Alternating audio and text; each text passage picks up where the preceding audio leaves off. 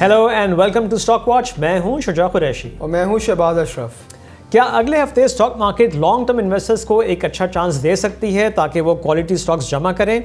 इस पर हम प्रोग्राम में आगे जाके बात करेंगे, सो स्टे ट्यून्ड। सबसे पहले मार्केट पर नजर डालें तो हमने देखा इस हफ्ते मार्केट एज एक्सपेक्टेड वोलेटाइल रही, कंसोलिडेशन फेज में नजर आई और रेंज बाउंड भी 1,18,400 के पास से मार्केट ने रिबाउंड किया और 1,20,600 का हाई टच किया और एक दफ़ा फिर इनफैक्ट तीसरी दफ़ा ये हुआ है कि मार्केट 1,20,600 से रिवर्स हुई है। तो एक बड़ी स्ट्रॉन्ग रेजिस्टेंस हमको इस लेवल पे नज़र आ रही है। So at the end who took the week, bulls और bears? Let's find out.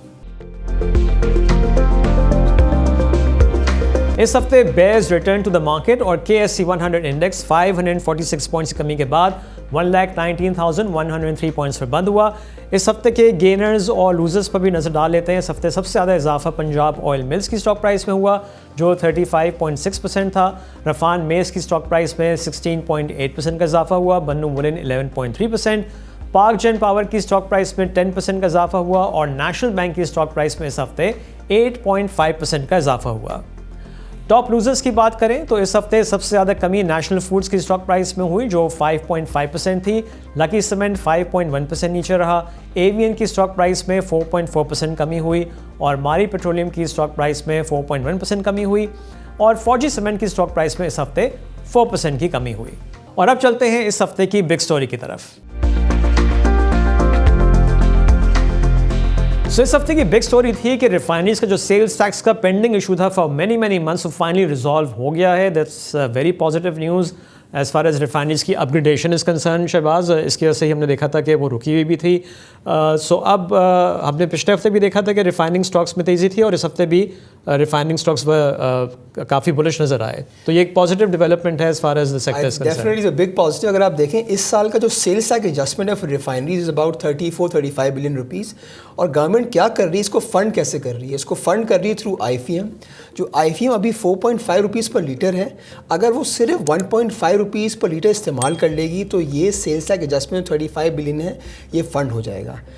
But going forward, yes, यही चीज़ गोइंग फॉरवर्ड भी रहेगा। तो yes, the government can fund through by imposing additional GST on either diesel and petrol, or they can fund it through petroleum levy, or they can even fund through IFM. तो there are numerous options available, जिसकी वजह से हम समझते हैं कि going forward जो ये एक पेंडिंग इशू था सेल्स रिफाइनरीज का, वो सॉल्व हो जाएगा। अच्छा, एक और बिग स्टोरी जो इस हफ्ते हमने देखी वो र्यूमर्स थी रिगार्डिंग बजट और वो ऑटो सेक्टर से रिलेटेड के यूज्ड कार की इंपोर्ट्स की एज लिमिट शायद बढ़ा दी जाए।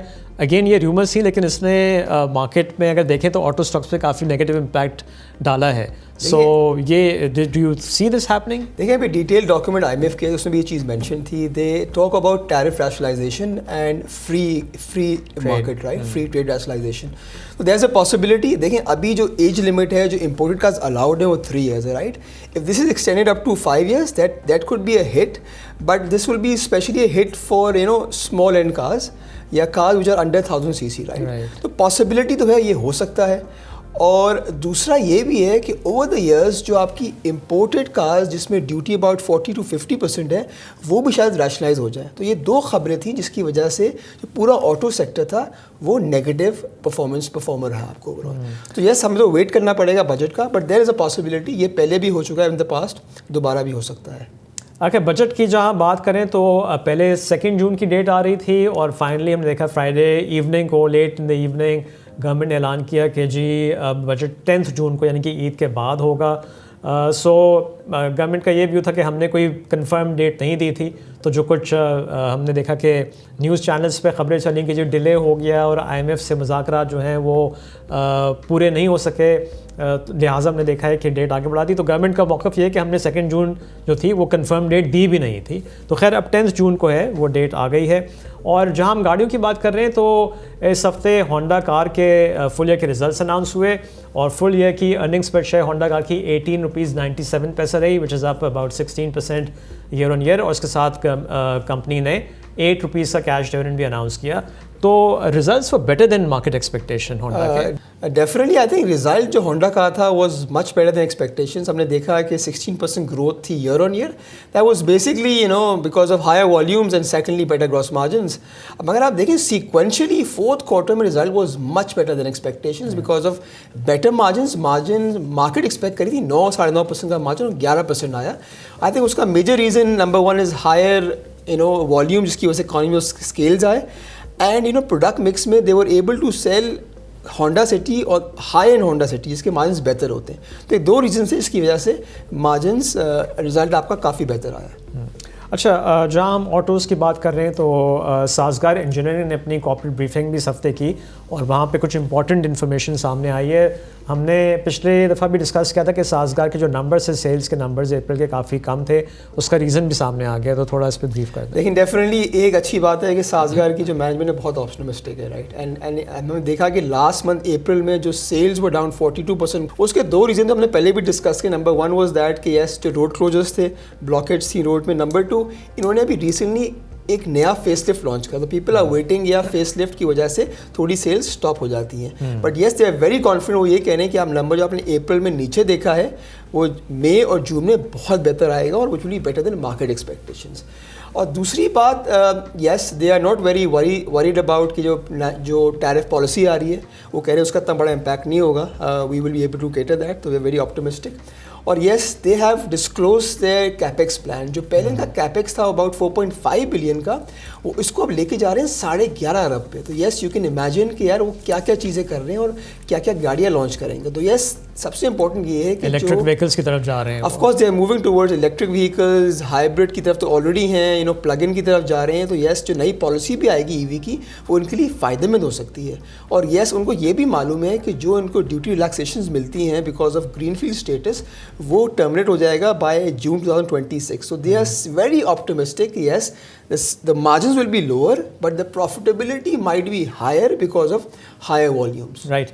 अच्छा, यहाँ पे ये भी बता दें कि जो इलेक्ट्रिक व्हीकल पॉलिसी है, अब ये भी एक हमारी गवर्नमेंट की शबाज हमेशा होता है कि जैसे हमने रिफाइनिंग पॉलिसी की बात की ना, डिलेज़ बहुत होते हैं। पिछले 6 महीने से हम सुन रहे हैं कि ये इलेक्ट्रिक व्हीकल पॉलिसी का ऐलान होने वाला है।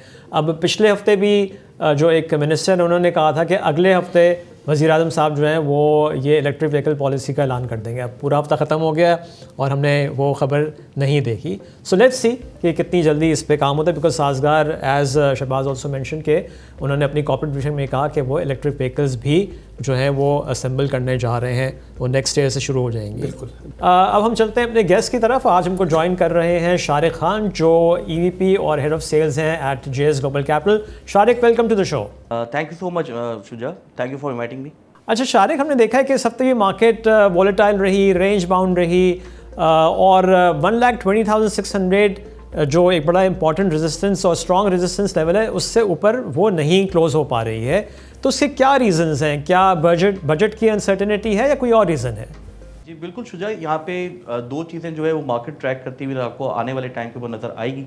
आपने ड्यूरिंग द लास्ट वीक भी ये देखा कि जी कि मार्केट ने 2 दफ़ा अटैम्प्ट किया 120,000 को, बट उस लेवल्स को मार्केट ने ब्रीच नहीं किया और इवेंचुअली आज जो लास्ट ईयर तक मार्केट जो क्लोज हुई है वो on a flat note market close हुई है। जो आने वाले इवेंट्स हैं जिसको मार्केट ट्रैक करने की कोशिश करी, उसमें एक MSCI का रिबैलेंसिंग है जो मोस्ट प्रॉब्ली नॉन इवेंट होगा मार्केट के लिए, बट जो मेजर इवेंट है वो अपकमिंग बजट है।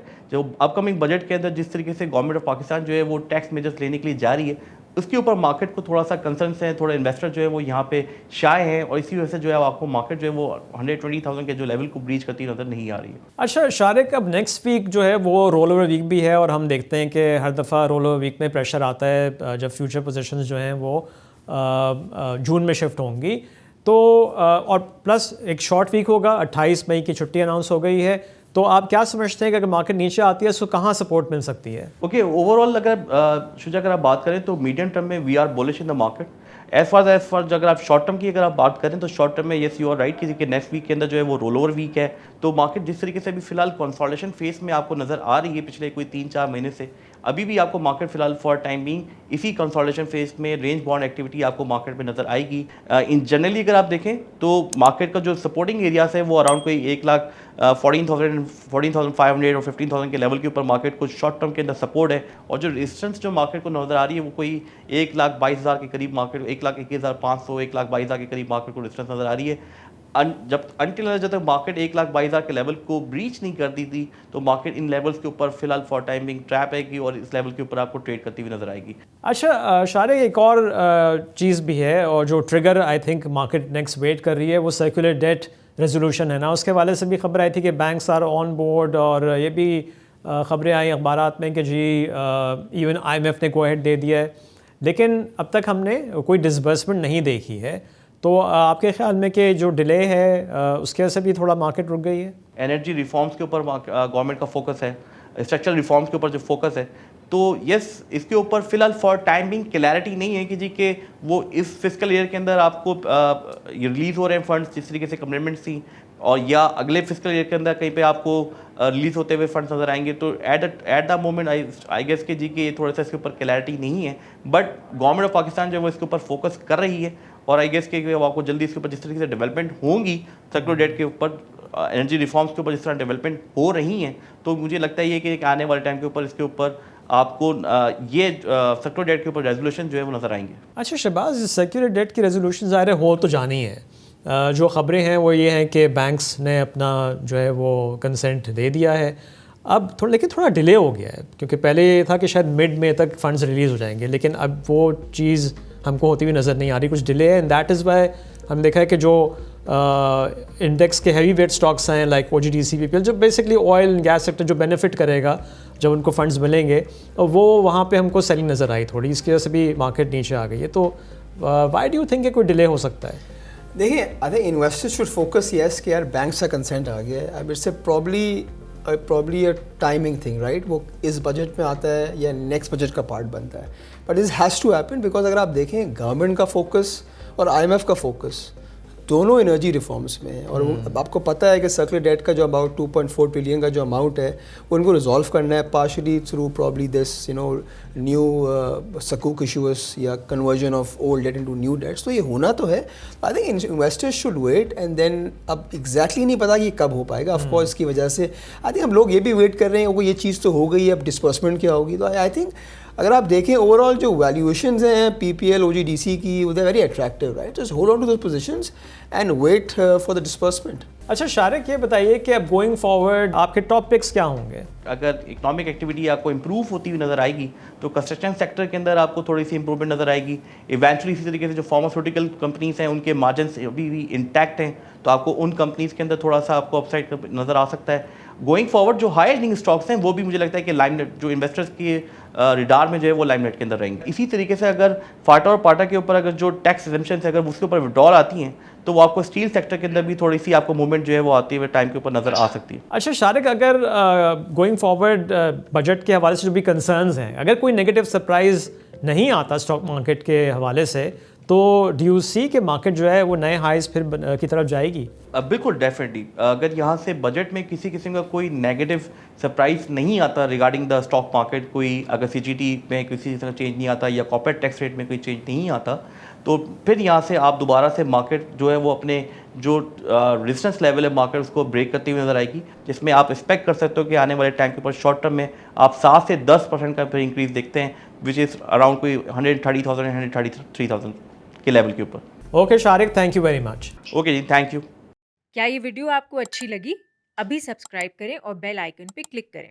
अच्छा शहबाज, जो हमारी भी बात हो रही थी शारिक से भी, बजट के वाले से काफ़ी कंसर्न्स हैं, हालांकि जो अब तक खबरें आ रही हैं आई थिंक उस पर एक सबसे बड़ा कंसर्न ये है कि जी जो रेवेन्यू टारगेट एक हाई सेट होगा मोर देन 14 ट्रिलियन, इसकी आपने पहले ही बात की थी, वो कैसे अचीव होगा और क्या ऑलरेडी टैक्स सेक्टर्स को टैक्स किया जाएगा? तो थोड़ी सी आई थिंक इन्वेस्टर्स ज़्यादा ही कॉशियस नहीं है इस पर। देखिए, पहली बात, जब भी बजट आता है जो भी आपका रेवेन्यू टारगेट होता है उसमें ग्रोथ तो नज़र आती है, और अगर हम देखें, अगर आप न्यूज़ को फॉलो करें एग्जैक्टली, तो आई थिंक बजट तो ओवरऑल हमें लग रहा है कि न्यूट्रल टू पॉजिटिव ही है फॉर द मार्केट। कोई इस तरह कोई एडवर्स आई थिंक मतलब कोई चीज़ नहीं आ रही इसकी वजह से मार्केट को इम्पैक्ट करे। Yes, the government has to collect higher taxes. तो हम अगर थोड़ी बात कर लें कि गवर्नमेंट किस तरह टैक्स कलेक्ट करेगी, और IMF का फोकस भी है कि yes you should tax the new sectors, right. जो एग्जिस्टिंग आपके सैलरी क्लास हैं, जो एग्जिस्टिंग सेक्टर्स हैं, उनको आप टैक्स ना करें। फॉर एग्जाम्पल गवर्नमेंट जो IMF का, सॉरी आपकी बात कर रही है, IMF का जो डॉक्यूमेंट आया है उसमें भी उन्होंने इन सेक्टर्स की बात भी की है। IMF का जो डॉक्यूमेंट आया है, the focus is they should tax the retail and the wholesale sector. वो तो ये कहते हैं कि on a 6 monthly basis the government should be able to collect almost 300 billion rupees, which is almost 600 अरब रुपए from this sector only। तो अगर total revenue additional collection तकरीबन जो न्यू कलेक्शन है वो तकरीबन 1.1 ट्रिलियन की है, उसमें आधी कलेक्शन तो यहाँ से आ जाएगी, बाकी थोड़ी कलेक्शन पेंशन से आ जाएगी, थोड़ी बहुत कलेक्शन अगर टैक्स लगता है कि बाकी collection could be from food processed items and other items, you know. मगर स्पेसिफिक अगर हम सेक्टर स्पेसिफिक बात से आ जाएगी, पेंशन कॉस्ट से आ जाएगी। फॉर एग्जांपल पेंशन पे, फॉर एग्जांपल अभी there is no tax on pension, right, pensioners. अगर उस पर टैक्स लग जाता है 2.5% का, for example people who are earning above 4 lakh and above, तो उसमें कलेक्शन हो सकती है for about 25 to 30 billion rupees की। सो अगर आप ओवरऑल देखें या न्यूज़ को फॉलो करें तो कोई स्पेसिफिक कोई नेगेटिव नहीं है कि यार इसकी वजह से कोई चीज़ नेगेटिव आ जाएगी। तो मेरा तो ये फोकस रहेगा, अगर हम देखें कि yes this government, this budget can be positive for refineries. Government is finding a solution to end their sales tax input adjustment, right. Government is ending the exemption जो फाटा रीजन को मिलती है on import of raw materials for steel manufacturing. तो this can be beneficial for steel overall. तो overall देखें तो budget could be will be neutral to positive, I think. तो I think if the market, if there is a correction in the market next week, तो this could be an opportunity overall. तो market budget को इतना panic नहीं लें, सिर्फ follow करें news. और आई थिंक मैं दोबारा रिटेट करूँगा, yes it is another opportunity for investors to accumulate good decent blue chip companies, right. अच्छा, नेक्स्ट वीक के अगर हम इवेंट्स पे नज़र डालें तो वेंसडे की छुट्टी अनाउंस हो गई, जैसे मैंने अभी कहा भी था। और वेंसडे को टी बिल्स का ऑक्शन स्केड्यूल था। अब वो यूजुअली होता है कि अगर छुट्टी आ जाए तो एक दिन पहले वी एक्सपेक्टिंग कि शायद ट्यूसडे को हो जाए।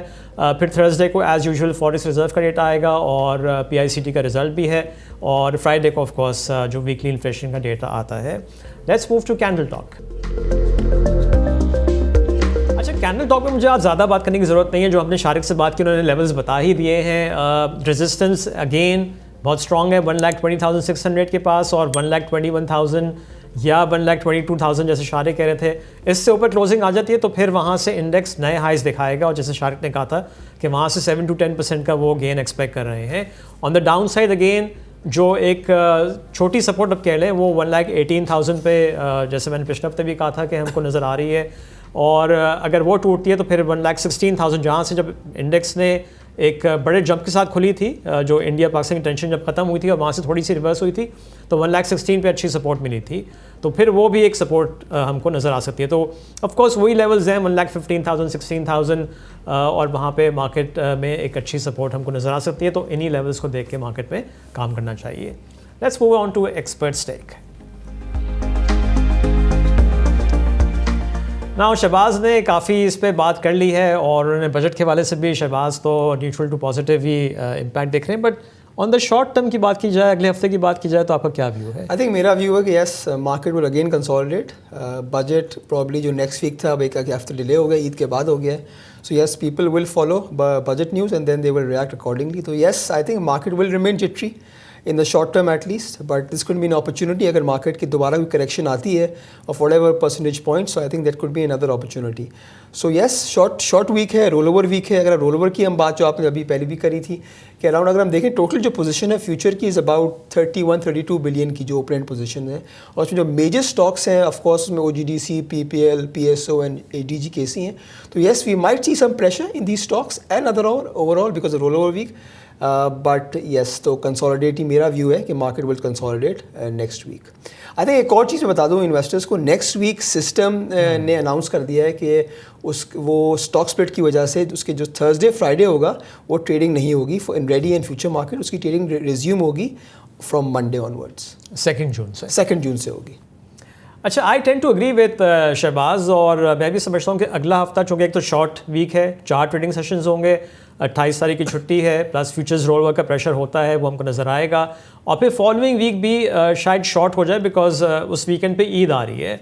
सो थोड़ा सा मार्केट में ऑलरेडी इन्वेस्टर्स कॉशियस हैं, अब बजट जो है वो 10th को चला गया है, तो आई थिंक जो भी अगर मार्केट में प्रेशर आता है, और जैसे मैंने शुरू में कहा था कि एक अच्छी अपॉर्चुनिटी लॉन्ग टर्म इन्वेस्टर्स के पास होगी कि अच्छे स्टॉक्स को जो डिविडेंड अच्छा दे रहे हैं, डिविडेंड यील्ड इनकी अच्छी है, या जहाँ पे सेल्स में ग्रोथ नज़र आ रही है, उनकी लिस्ट बना के रखें, उनको नज़र में रखें और एक्यूमुलेट करें। सो ये स्ट्रैटेजी होनी चाहिए गोइंग फॉरवर्ड इन्वेस्टर्स की। सो ये था इस हफ्ते का stock watch. Have a nice weekend. इंशाल्लाह आपसे मुलाकात होगी नेक्स्ट वीक। Take care. खुदा हाफिज़।